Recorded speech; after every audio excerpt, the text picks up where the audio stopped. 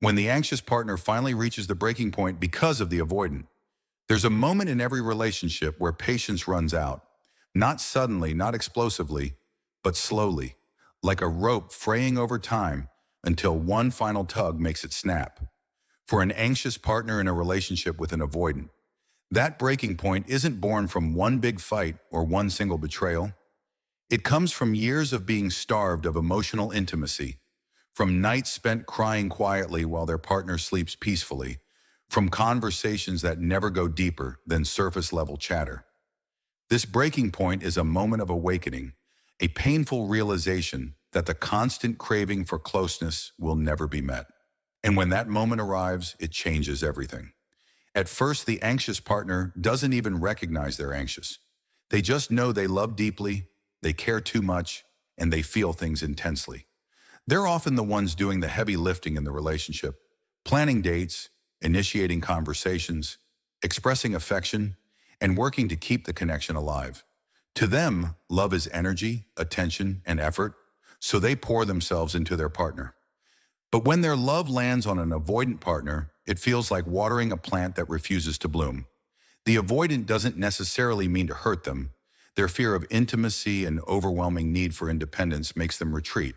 They want closeness, but only in doses they can control.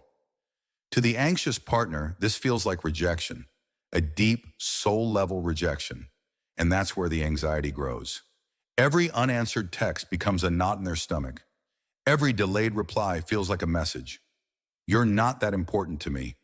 Every time the avoidant pulls away, the anxious partner feels abandoned, unseen, and unwanted.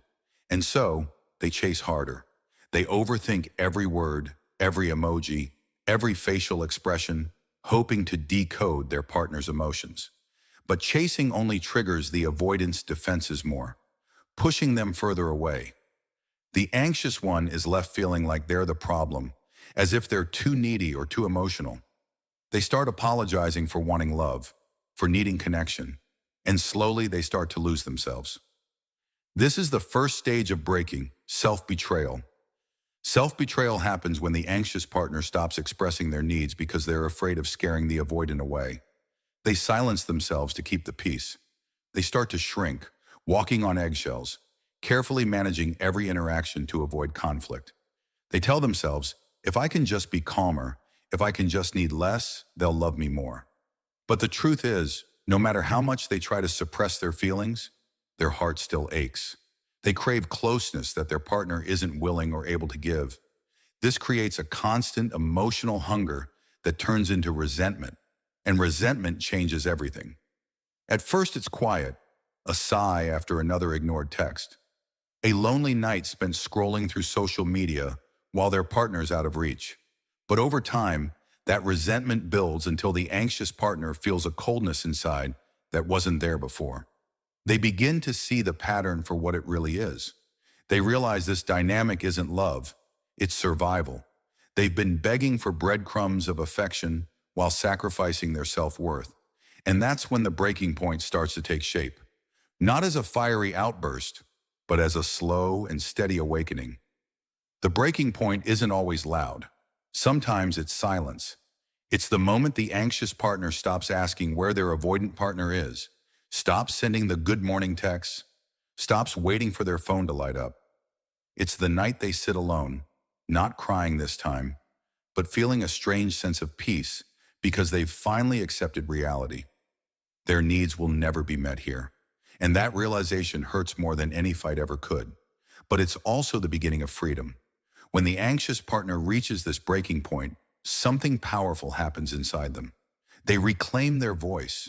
They realize they've been pouring all their love into someone who wasn't ready or willing to receive it. And they begin to pull that love back. They stop over-functioning. They stop fixing. They stop trying to prove their worth to someone who couldn't see it. For the first time in the entire relationship, they prioritize themselves.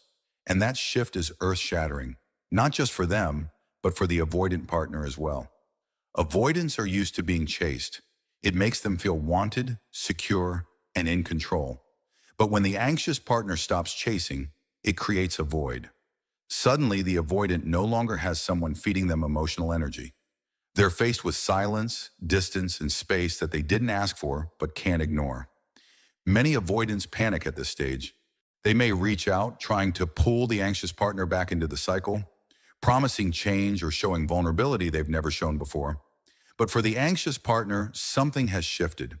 Once they've reached that breaking point, they're not easily pulled back into old patterns.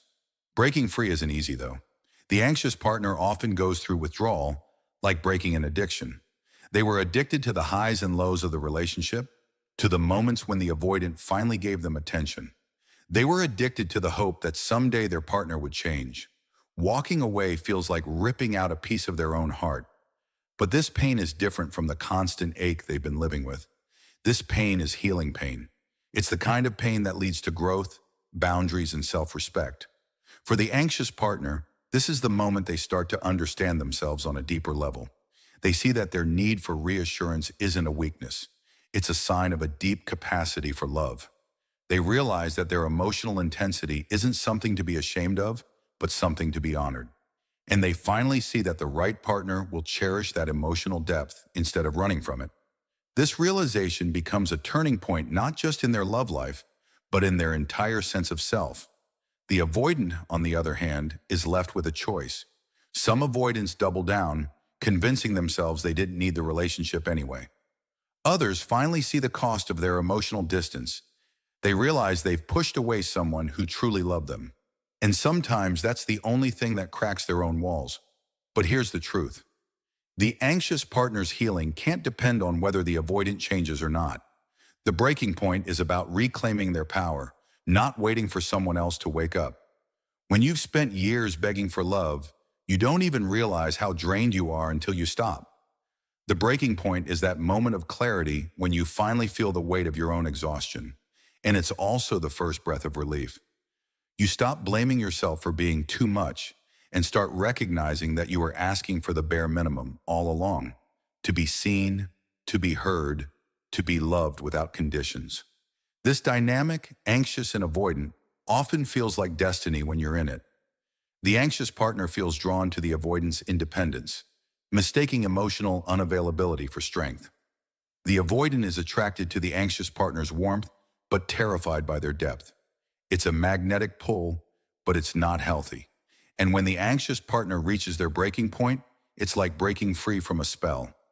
They see the dynamic for what it is, a cycle of trauma, fear, and unmet needs.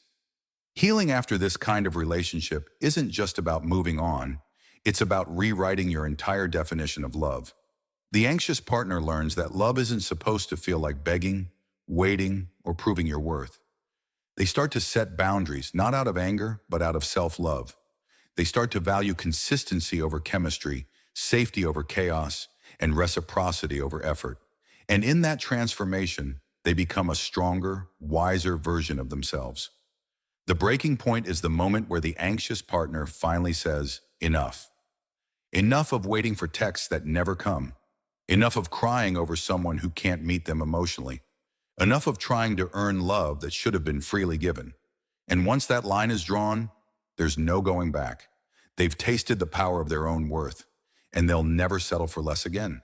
For anyone listening who sees themselves in this story, this breaking point doesn't have to be tragic. It's painful, yes, but it's also a rebirth. It's the moment you finally stop seeking validation outside of yourself and start building a life where your heart feels safe. And ironically, that's the very thing that makes you magnetic. Once you stop chasing love, you attract it, real love, not the kind that makes you question your worth, but the kind that celebrates it. So if you're an anxious partner who feels like you're at the end of your rope, let this be a reminder. Your breaking point isn't the end of your love story. It's the beginning of a better one. It's the moment where you take all the love you were giving to someone else and start pouring it back into yourself. And when you do, you'll see that breaking isn't the same as being broken. Sometimes it's the only way to finally be whole.